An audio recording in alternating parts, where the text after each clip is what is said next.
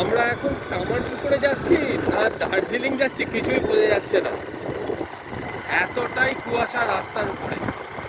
সোজা এখানেও মায়াপুর আছে। ঠাকুরের বাবার আদি পৈতৃক বাড়ি হচ্ছে দেরিয়াগ্রাম। দেরিয়াগ্রাম, দেরেগ্রাম, দেরিয়াগ্রাম। ঠিক আছে। ওই কালকে ঘরে থাকিনি। এই যে বাড়ি, এই বাড়ির মধ্যে শ্রী রামকৃষ্ণ থাকতেন। ঠাকুরের বাল্যকালটা এখানে ছিল। এই যে পাঠশালে পড়ছেন, এই টিন কাঠ কাঠামো সব পুরনো, 125-30 বছর। এই যে যা দেখছেন এই সব অরিজিনাল। আগে শুধু এই নিচে জল ঢুকে যায় বলে খুঁটিগুলো 3টা হাত দিয়ে দেবে, তাহলে দিতে পারবে। আগে খড়ের ছিল, বাঁশ ছিল। 1304 সালে পুড়ে যাওয়ার পর এই লাভাগুলো কিনে দিল। এগুলো সব চুন শুক্তি, সিমেন্ট, এইগুলো পরে গেছে। জয়রামবাটি যাওয়ার পথে পড়বে রামকৃষ্ণ বিবেকানন্দ মিশন।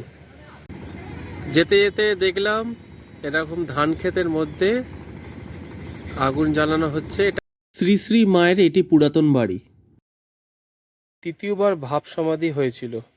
এখানে কি কি ঘোরার জায়গা রয়েছে কামারপুকুরে সেটা এখানে ম্যাপ করা রয়েছে। রামকৃষ্ণ মঠের পাশে হালদার পুকুরের পাশেই রয়েছে রেস্ট হাউস। এইখানে এখানে পার্কিং লট সম্পূর্ণ ফ্রি। আর এইদিকে রয়েছে এটিএম। ধর্মদাস লাহাবাবু গদাধরের বিবাহ এখানে সুন্দরভাবে দেখানো হয়েছে। অনেক দিনের ইচ্ছা ছিল একদিনের জন্য বাইকে করে ঘুরে দেখব ঠাকুর শ্রী রামকৃষ্ণ এবং মা সারদা দেবীর জন্মস্থান কামারপুকুর এবং জয়রামবাটি। তাই দীর্ঘ 105 কিলোমিটার রাস্তা এবং 4 জেলা কলকাতা, হাওড়া, হুগলি সহ বাঁকুড়া জেলার সঙ্গী হতে ভোরবেলা কলকাতা থেকে রওনা দিই।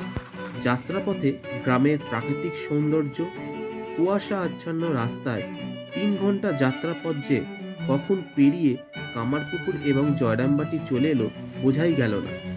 এই ভিডিওতে তারই দৃশ্য তুলে ধরা হলো। সাথে থাকবে কামারপুকুর জয়রামবাটি আসলে কি কি ঘুরে দেখার আছে, ভোগ প্রসাদ কখন দেওয়া হয়, মন্দির কখন খোলা থাকে, গাড়ি পার্কিং কোথায় করব, নানান তথ্য তুলে ধরা হয়েছে। এখন ভোর 5:50। এখন আমরা গ্রামের পথ দিয়ে সোজা কামারপুকুরের দিকে যাব। আর রাস্তার কন্ডিশন এরকম অবস্থা, চারিদিক কুয়াশা, রাস্তার মাঝখানে কুয়াশা এসে গেছে, অপূর্ব লাগছে। ধান খেতে দেখছি কয়েকজন আছে চাষি ভাইরা। কত সুন্দর আমাদের বাংলা, গ্রাম বাংলা পরিবেশ। ওই দূরে সব পাখিরা ধান খেতে বসছে, কি সুন্দর দেখুন। এই বকেরা এখানে ধান খেতে বসছে, আর এই পাশেই রয়েছে মাঠ, ধান ক্ষেতের মাঠ। দিগন্ত বিস্তৃত এই মাঠ, আর ধানগুলো সমস্ত রাস্তায় কি সুন্দরভাবে শুকর দেওয়া হচ্ছে। আর এই হচ্ছে রাস্তা। এখন প্রচন্ড ঠান্ডা, আর আমরা এখন কামারপুকুরের উদ্দেশ্যে যাচ্ছি। আমরা এখন কামারপুকুরে যাচ্ছি বাইকে করে, কিন্তু রাস্তায় যেতে যেতে এক অপূর্ব সুন্দর দৃশ্য হচ্ছে দেখছি। চারিদিক কুয়াশা, রাস্তার মধ্যে কুয়াশা এসে গেছে, আর দুদিকে ধান ক্ষেত। আমরা বাই রোড গেছিলাম কলকাতা থেকে কামারপুকুর, দক্ষিণেশ্বরে ব্রিজ হয়ে দিল্লি রোড ধরে ডানকুনি হয়ে চণ্ডীতলা মোড় থেকে বাঁদিক নিয়ে চাপাডাঙ্গা মায়াপুর হয়ে সোজা আরামবাগ, এবং সেখান থেকে সরাসরি কামারপুকুর। এছাড়াও ট্রেনে করে কামারপুকুর আসা যায়। সেক্ষেত্রে হাওড়া থেকে গোঘাট লোকাল ট্রেন ধরে চলে আসতে হবে গোঘাট রেলওয়ে স্টেশন। সেখান থেকে টোটো করে কামারপুকুর আসা যায়। টোটো ভাড়া পড়ে 30 টাকা। এছাড়াও ইচ্ছা করলে গোঘাট থেকে জয়রামবাটিও যাওয়া যায়। সেক্ষেত্রে টোটো ভাড়া পড়ে 50 টাকা জনপ্রতি। এত সুন্দর লাগছে, রাস্তার দৃশ্য মনে কিছুটা কম হয়ে গেছে। আর এই দিকে কি সুন্দর দেখুন কুয়াশা। এইগুলো হচ্ছে সব ধান ক্ষেত, ধান ক্ষেতের উপর কুয়াশা এসে গেছে, ওইদিকেও ধান ক্ষেতের উপর কুয়াশা। আর আমরা চলেছি সামনের দিকে কামারপুকুরের দিকে। আর আরও একটি সুন্দর দৃশ্য হচ্ছে এই দিকে, সূর্য উঠেছে, কি সুন্দর লাগছে দেখুন রাস্তার উপরে। অপূর্ব লাগছে, অপূর্ব দৃশ্য, সত্যি মন ভোলানোর দৃশ্য। আর আমরা এই রাস্তা দিয়ে এসছি, এখন যাব হচ্ছে কামারপুকুরের উদ্দেশ্যে। এখন এটা বোঝাই যাচ্ছে না যে আমরা এখন দার্জিলিং এর পথে না কামারপুকুরের পথে। পুরো পুরো কুয়াশা ঢেকে গেছে। আমরা এখন কামারপুকুরে যাচ্ছি না দার্জিলিং যাচ্ছি কিছুই বোঝা যাচ্ছে না, এতটাই কুয়াশা রাস্তার উপরে। এখন গাড়িতে আমরা ফগ লাইট চালিয়ে যাচ্ছি, দৃশ্যমান কিছুটা কম হয়েছে।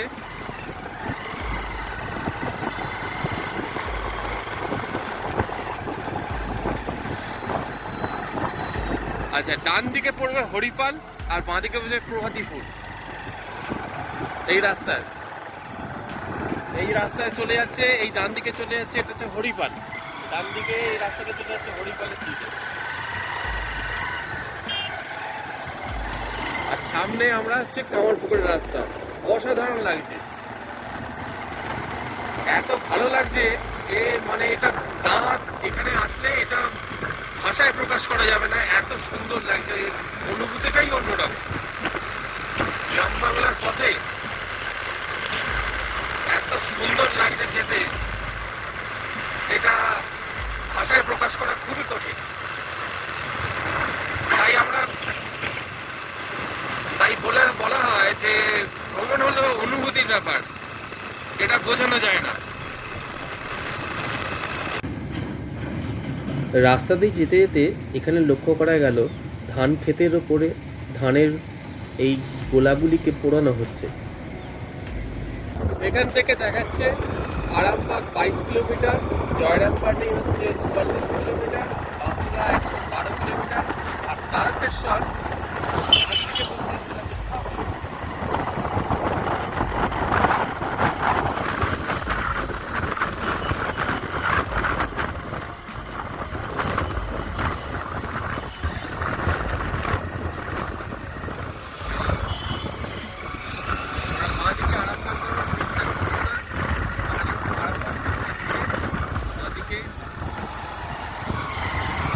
আরামবাগ তারকেশ্বর বাঁ দিকে। আমরা এই বাঁ দিকে কার্টুসেন দিয়ে ব্রিজের নিচ দিয়ে আমরা বেরিয়ে যাচ্ছি আরামবাগের দিকে। আর ডান দিকে চলে যাচ্ছে তারকেশ্বর, সোজা চলে যাচ্ছে আরামবাগ আর চাপাডাঙ্গা, আর ডান দিকে চলে যাচ্ছে তারকেশ্বর। এই ব্রিজটাকে আমরা স্কিপ করলাম, এটা ব্রিজের ওদিক থেকে এদিকটা আসছে বাড়ি। এই ডান দিকে যে রাস্তা চলে যাচ্ছে এটা চলে যাচ্ছে তারকেশ্বরের দিকে। বাঁ দিকে চাপাডাঙ্গা কলেজ, এই রাস্তাটা ডান দিকে চলে যাচ্ছে তারকেশ্বর।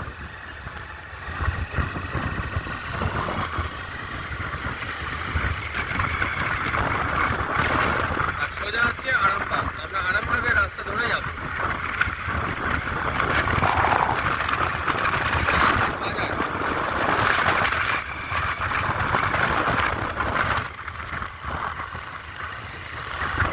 এটা যে বাঁদিকে পড়ছে নদী, আমরা দেখিয়ে দিই নদীটাকে। এটা যে নদী,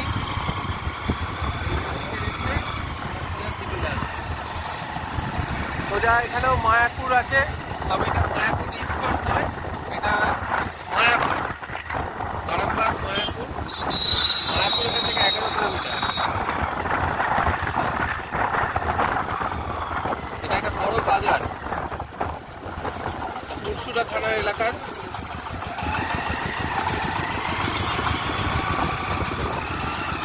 বাঁদিকে উদয়নারায়ণপুর, সোজা চলে যাচ্ছে দাদা।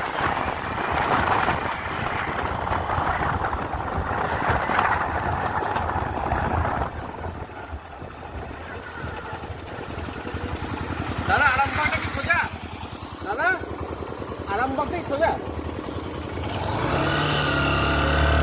আচ্ছা, আমরা এখন এই ব্রিজটা ধরবো, এটা হচ্ছে আরামবাগ যাওয়ার ব্রিজ, এটা নতুন হয়েছে।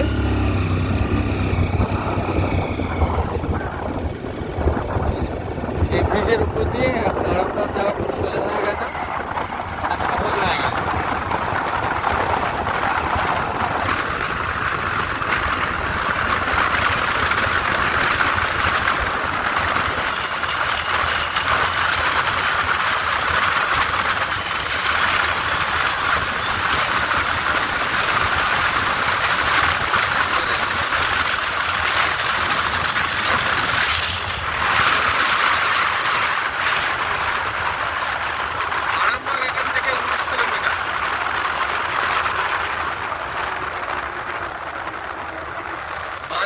হচ্ছে দিগরু ঘাট।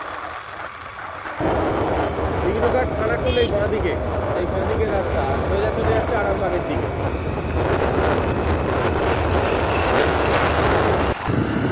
এখন আমরা আরামবাগের দিকে ঘুরছি। তার আগে তোরণে করা রয়েছে শ্রী শ্রী রামকৃষ্ণ সারদা স্বাগত করুন, আপনাকে স্বাগত জানাই।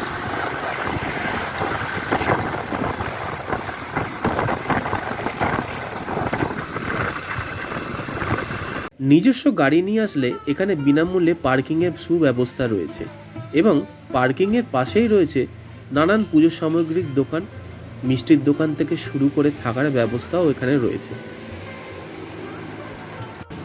কামারপুকুর আসলে এটিএম নিয়ে কোনো সমস্যা হবে না। কামারপুকুরের মধ্যে এখানে স্টেট ব্যাংক অফ ইন্ডিয়ার একটা এটিএম কাউন্টার রয়েছে, আর এই পাশেই রয়েছে পার্কিং লট, গাড়ি পার্কিংয়ের সুব্যবস্থা রয়েছে।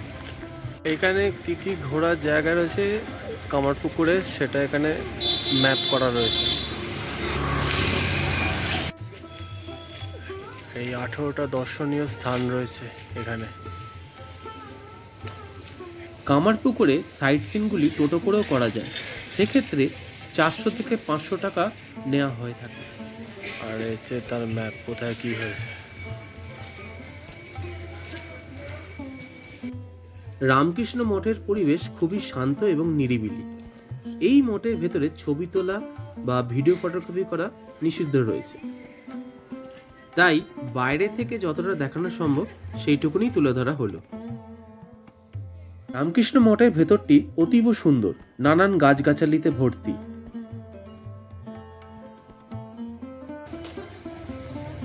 রামকৃষ্ণ ভেতরে মোবাইল ক্যামেরা ব্যবহার নিষিদ্ধ রয়েছে, বাইরে থেকে যতটা হয়। এই হচ্ছে রামকৃষ্ণ মঠের মূল প্রবেশদ্বার। আর এই আম গাছ, এটা রামকৃষ্ণ নিজের হাতে লাগিয়েছিলেন। এই যে বাড়ি, এই বাড়ির মধ্যে শ্রী রামকৃষ্ণ থাকতো। ছোটবেলায় শ্রী রামকৃষ্ণ অর্থাৎ গদাধর আম খেয়ে এখানে আঁটি ফেলেছিল, আর সেখান থেকেই এই গাছ বিশাল আকৃতি ধারণ করে। ঠাকুর শ্রী রামকৃষ্ণ এই ঘরে সারদা মাকে নিয়ে এখানেই থাকতেন। ঘরের ভেতরে রয়েছে শ্রী রামকৃষ্ণ সারদা মায়ের একটি ছবি। নিজের হাতে লাগানো আম গাছ, যেটা এই আম গাছ এখানে এত বড় হয়েছে। আম গাছের পাশেই রয়েছে রামকৃষ্ণের জন্ম, যেখানে সেটা মন্দির হয়েছে, আর তার পাশেই রয়েছে বাসগৃহ। এটা হচ্ছে বাহির এক্সিট। রামকৃষ্ণ মঠের মধ্যে রয়েছে ভোগ প্রসাদ গ্রহণের ব্যবস্থা। সেক্ষেত্রে আগে থেকে সকাল 10টার মধ্যে কুপন সংগ্রহ করতে হয়। কুপন মূল্য কিছু নির্ধারিত নেই। ভোগ প্রসাদ দেওয়া হয় সকাল 11:30 থেকে। কামারপুকুর মঠের সময়সূচি কখন মন্দির খোলা থাকে। মন্দির দর্শনের সময় এপ্রিল থেকে সেপ্টেম্বর সকাল 6টা থেকে 11:30, আর বিকেল 4টে থেকে রাত্রি 9টা। আর অক্টোবর থেকে মার্চ মাস সকাল 6:30 থেকে 11:30, আর বিকেল 3:30 থেকে রাত্রি 1:30।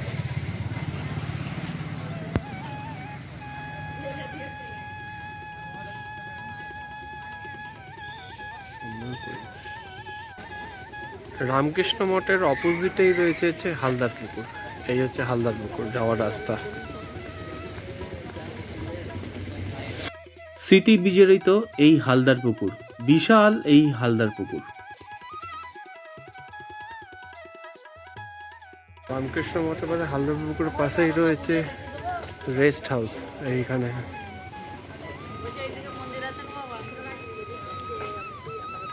রয়েছে শৌচালয় সুব্যবস্থা। এই রয়েছে শৌচালয়, পুরুষ মহিলা আলাদা করা রয়েছে। কামারপুকুর আসলে কিছু দর্শনীয় স্থান হেঁটে হেঁটেই করা যায়, আজ সেগুলো আমরা করব। রামকৃষ্ণ মঠ গা লাগোয়া রাস্তা দিয়ে হেঁটেই এই সব দর্শনীয় স্থানগুলি করে নেওয়া যায়। এই ধর্মদাস লাহা বাবু। এখন আমরা ধর্মদাস লাহাবাবুর এই বিষ্ণু মন্দিরের ভেতরে প্রবেশ করব।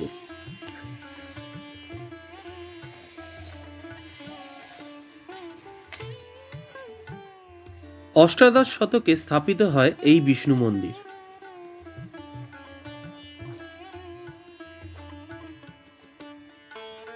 কামারপুকুর লাহাবাবুদের বিষ্ণু মন্দির।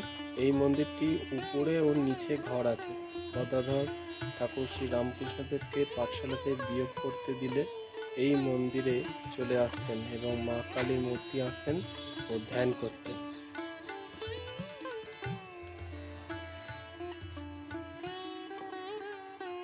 এখানে হচ্ছে দেড়গ্রাম হইতে ক্ষুদিরাম চট্টোপাধ্যায় কামারপুকুরের যে আগমন হয়েছিল সেটি এখানে দৃশ্য ফুটিয়ে তোলা হয়েছিল এবং যুগাবতার শ্রী রামকৃষ্ণের আবির্ভাব এখানে ফুটিয়ে তোলা হয়েছে। লাহাদের পান্থশালায় গদাধরের সাধু সেবা, গদাধরের বিবাহ এখানে সুন্দরভাবে দেখানো হয়েছে। লাহাবাবুদের গহনা ফেরতের সেই মুহূর্ত এখানে ফুটিয়ে তোলা হয়েছে এবং রাসলীলার দৃশ্য এখানে ফুটিয়ে তোলা হয়েছে। কংসবধেরও এখানে মূর্তি রাখা হয়েছে এবং এদিকটা ধর্মদাস লাহাবাবুর এই বিষ্ণু মন্দির অতীব সুন্দর।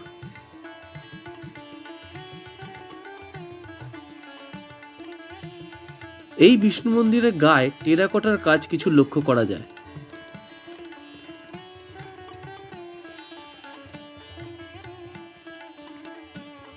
এটি হলো লাহাবাবুদের শ্রী শ্রী দুর্গা মাতার মন্দির, 1257 সালে স্থাপিত এই সেই মন্দির। এই দুর্গা মন্দিরের বৈশিষ্ট্য হলো ছোটবেলায় ঠাকুর এই দুর্গা প্রতিমার স্বইচ্ছায় চক্ষুদান করতেন, সেটাই ওপরে এখানে লেখা রয়েছে।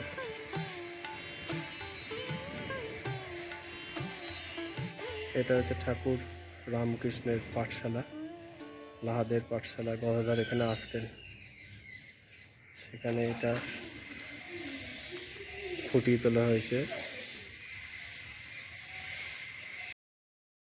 এটি হলো শ্রী রামকৃষ্ণদেবের স্মৃতি বিজড়িত কালী মন্দির। রামকৃষ্ণদেবের পাঠশালা দেখেই তার সামনের দিকে এগিয়ে আসলে এই মন্দিরটি পড়ে।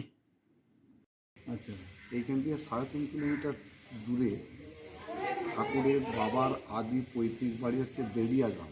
দেড়িয়াগ্রাম, দেড়েগ্রাম, দেড়গ্রাম। ঠিক আছে। ওইখানে মিথ্যে জমি সাক্ষী দেওয়ার জন্য জমিদার, যে জমিদার ছিল তখন, ঠাকুরের বাবাকে একটা মিথ্যে সাক্ষী দিতে বলেছে। তো ঠাকুরের বাবা ক্ষুদিরাম মিথ্যে সাক্ষী দেয়নি বলে ঠাকুরের বাবাকে গ্রাম থেকে তাড়িয়ে দিয়েছে। আচ্ছা, সেই পৈতৃক বিচেটা আছে, দেখতে তোদের সামনে আছে। সামনে মানে এখান থেকে 3.5 কিলোমিটার, মোটর সাইকেলে আপনার মিনিট 15 লাগবে, একটু জিজ্ঞেস করে যেতে হবে। ঠাকুরের বাল্যকালটা এখানে কেটে, এই যে পাঠশালায় পড়ছেন এই টিন কাঠ কাঠামো সব পুরনো, 125 কত, এই যে যা দেখছেন এই সব অরিজিনাল। আগে শুধু এই নিচে জল ঢুকে যায় বলে খুঁটিগুলো 3টা হাত দিয়ে দেবে, তাহলে দিতে হবে। আগে খড়ের ছিল, বাঁশ ছিল। 1304 সালে পুড়ে যাওয়ার পর এই লাভাগুলো কিনে দিল। এগুলো সব চুন শুক্তি, সিমেন্ট, এইগুলো পরে গেছে এটা বসে। আর ওনারা মেয়ে ছিল ওই যে ছবিটা, ভিতরে ছবিগুলো নিয়ে জুতোগুলো উঠে দিতে হবে। বিধবা মেয়ে ছিল ওই যে প্রসন্ন, যার গয়না নিয়ে ঠাকুরের বিয়ে হয়েছে। ওনার প্রতিষ্ঠিত শ্রীমন্দিরের পার্বতী, এটা কার্তিক মাসের রহস্য রাজমন্দির। আর এই মন্দিরটা যেটা দেখছেন এটা বিশ্বরেখের উপর আড়াই এই মন্দিরটা দুর্গা মন্দির। আমাদের 10 দিন যাত্রা হয় এই মাসে এবং মহালয়ার দিন থেকে পুজো হয়। ও, ঠাকুরের বাবা এটা পুজো করেছেন, ঠাকুরের বাবা রামকৃষ্ণ পুজো করেছেন। ঠাকুর নিজে একবার চোখে একবার চক্ষুদান করেছে। হ্যাঁ, এই মূর্তি হচ্ছে আমাদের মানে 70টা ফ্যামিলি আছে একসাথে, ঘর তুলতে যাওয়া, খাওয়া, 5 দিন খাওয়া 70 দিন থেকে, এবং 10 দিন যাত্রা হয়। ঠাকুর যাত্রা শুনতে পারে আমাদের মহালয়ের 2 দিন 3 দিন আগে থেকে যাত্রা শুরু হয়। আচ্ছা, এইখানটা এই পুরোটা প্যান্ডেল হয়, এইগুলো পুরো মাঠ থেকে 1 মাস ধরে প্যান্ডেল। এবং এইখানে কুমারী পুজো হয়, আচ্ছা, ওই মন্দিরটা দেখে আসুন, খুব জাগ্রত। এই জায়গাটা ঠাকুরের দিব্যনত্ব অবস্থায় গ্রামের লোকের কাছে পাগলামি বলে মনে হয়েছিল। তখন ঠাকুরের মা চন্দ্রমণি দেবী তাহার নিরাময়ের জন্য এখানে হত্যা দিয়েছিলেন। এটি হলো মহানন্দ লাহার কালীবাড়ি এবং এই কালীবাড়ির পাশেই রয়েছে ভবতারিণীর মন্দির। এটি হলো ভবতারিণীর মন্দির। মন্দিরের মধ্যে রয়েছে ঠাকুর শ্রী রামকৃষ্ণ এবং মা ভবতারিণী। অপূর্ব সুন্দর মায়ের মূর্তিটি। ভবতারিণীর মন্দির দেখে এখন আমরা যাব ভিক্ষা মায়ের মন্দিরে।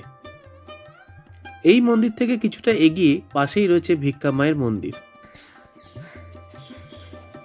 এই হচ্ছে ভিক্ষা মায়ের মন্দির। ধনী কামেরিনী ছিলেন বালক গদাধরের শ্রী রামকৃষ্ণদেবের ভিক্ষামাতা ও চন্দ্রমণি দেবীর ঘনিষ্ঠ সহচরী। তারই পবিত্র বাস্তুভূমির উপর এই মন্দির প্রতিষ্ঠিত। গদাধরের জন্ম হয় ঢেঁকি সালে। জন্মের পর তিনি ধান সিদ্ধ করা উনুনের মধ্যে গড়িয়ে পড়েন।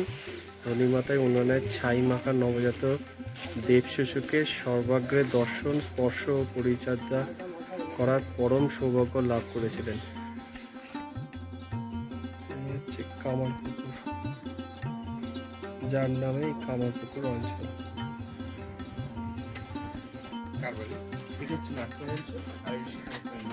সতীনাথ পাইনের বাড়ি প্রাঙ্গণে ভগ্ন বিষ্ণু মন্দির ও শ্রী রামকৃষ্ণ নাট্য স্মৃতি মঞ্চ।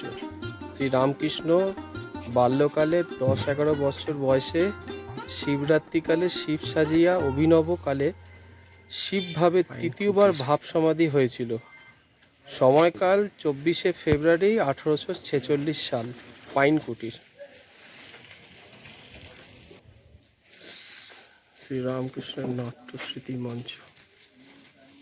এইখানে শিবরাত্রির কালে শিব সেজে ঠাকুরের তৃতীয় ভাবাবেশ হয়েছিল এই স্থানেতেই। এই মন্দিরের ভেতরে শিব ঠাকুর রয়েছেন। এখন আমরা এই সমস্ত দর্শনীয় স্থান দেখে কামারপুকুর থেকে এখন আমরা জয়রামবাটির উদ্দেশ্যে যাব। যাবার যাত্রার পথে পড়বে জয়রামবাটি যাওয়ার পথে পড়বে রামকৃষ্ণ বিবেকানন্দ মিশন। রামকৃষ্ণ বিবেকানন্দ মিশনের এপাশেই রয়েছে বিবেকানন্দ মঠ, অতিথি ভবন এবং কালিদাস মেমোরিয়াল।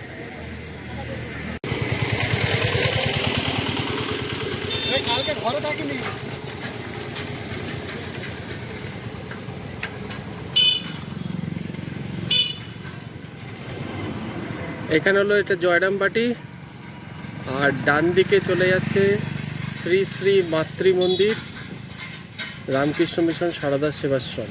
এইদিকে ডান দিকে, আমরা এখন এই ডান দিকে যাব। আর এই বাঁ দিক দিয়ে সোজা গেলে পড়বে মায়ের ঘাট। নিজস্ব গাড়ি নিয়ে আসলে এখানে বিনামূল্যে গাড়ি রাখার ব্যবস্থা রয়েছে। গাড়ি রাখার সময়সূচিটি এখানে তুলে ধরা হলো। সুবিশাল এই গাড়ি পার্কিং এরিয়ার মধ্যেই রয়েছে শৌচালয়ের ব্যবস্থা। কামারপুকুর থেকে প্রায় 7 কিলোমিটার দূরে অবস্থিত জয়রামবাটি। এটি বাঁকুড়া জেলার মধ্যে পড়ে। মা সারদা দেবীর এটি হলো জন্মস্থান। এখানে মায়ের দুটি বাড়ি রয়েছে, একটি পুরাতন বাড়ি আর একটি নতুন বাড়ি। শ্রী শ্রী মাতৃ মন্দিরের গেটের ডান দিকেই রয়েছে মায়ের নতুন বাড়ি এবং গেটের বাঁ দিকে রয়েছে মায়ের পুরাতন বাড়ি। কামারপুকুরের মতো এখানেও মন্দিরের ভেতরে ছবি তোলা বারণ আছে, তাই বাইরে থেকে যতটা সম্ভব দেখানোর চেষ্টা করলাম। এই মাতৃমন্দির খোলা থাকে এপ্রিল থেকে সেপ্টেম্বর মাস পর্যন্ত সকাল 5:30 থেকে 11:30 এবং বিকেল 4টে থেকে রাত্রি 8:30, এবং অক্টোবর থেকে মার্চ মাস পর্যন্ত খোলা থাকে সকাল 6টা থেকে 11:30 এবং বিকেল 3:30 থেকে রাত্রির 8টা পর্যন্ত। জয়রামবাটিতে ভক্তগণের জন্য ভোগ গ্রহণের সুব্যবস্থা রয়েছে। এর জন্য সকাল 11:15 মধ্যে কুপন সংগ্রহ করতে হয় এবং ভোগ বিতরণ করা হয় সকাল 11:30 থেকে। জয়রামবাটি আসলে মাতৃমন্দিরে যাত্রী নিবাস রয়েছে। এখানে ভক্তগণেরা থাকতে পারেন। এর জন্য আগে থেকে বুকিং করতে হয়। বুকিং ডিটেলস ডেসক্রিপশন বক্সে দেওয়া থাকবে। এটি হলো মায়ের পুরাতন বাড়ি। এটি বাইরের দিকের অংশ। যেহেতু মাতৃমন্দিরের ভেতরে ফটোগ্রাফি ভিডিওগ্রাফি অ্যালাউ নেই, সেই জন্য বাইরে থেকে দেখানোর চেষ্টা করলাম। মাতৃমন্দিরের ভেতরে এবং বাইরের অংশটিকে খুব সুন্দরভাবে সযত্নে রাখা হয়েছে।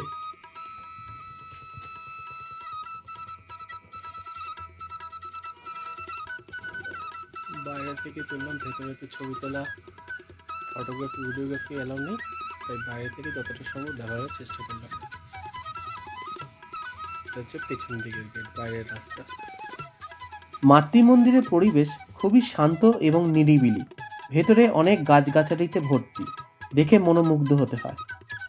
জয়রামবাটিতে আসলে মায়ের ঘাট দেখে নেওয়া যেতে পারে এবং হাতে যদি সময় থাকে তাহলে জয়রামবাটির কাছেই অবস্থিত জয়পুর ফরেস্টও ঘুরে দেখে নেওয়া যেতে পারে।